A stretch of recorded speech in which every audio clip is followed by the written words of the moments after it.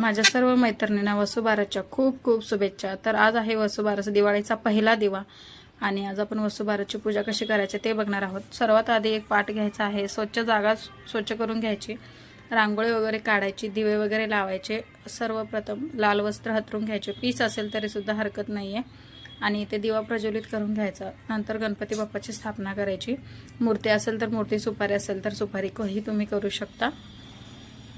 सर्वात आधी दिवाच प्रज्वलित करून घ्यायचं, नाहीतरी आपण काय करतो गणपती बाप्पाची करतो, पण सगळं अग्निदेवताची प्रसन्न करायची, मगच आपल्याला गणपती बाप्पाची स्थापना करायची। नंतर श्रीकृष्णाला सुद्धा आपण त्याचप्रमाणे पूजा करून घेणार आहोत। आणि तुमच्याकडे गायीची मूर्ती असेल किंवा फोटो असेल तर आपण तिथे अशी ठेवून द्यायची, हळदी कुंकू वाहून घ्यायचं सर्वांना। आणि नैवेद्य म्हणून तुम्ही गुळ खोबरं किंवा बाजरीची भाकरी आणि गवारीचा नैवेद्य हा दिवशी दाखवतात असं बोलतात। तुम्हाला शक्य असेल तर तुम्ही तेही करू शकता। तर ही छोटीशी वसुबारसची पूजा तुम्हाला कशी वाटली कमेंट करून नक्की सांगा। चॅनलवर नवीन असाल तर लाईक, शेअर आणि सबस्क्राईबसुद्धा करा। आणि सगळ्यांना परत एकदा दिवाळीच्या खूप खूप शुभेच्छा। भेटूया अशाच एका नवीन व्हिडिओमध्ये। बाय।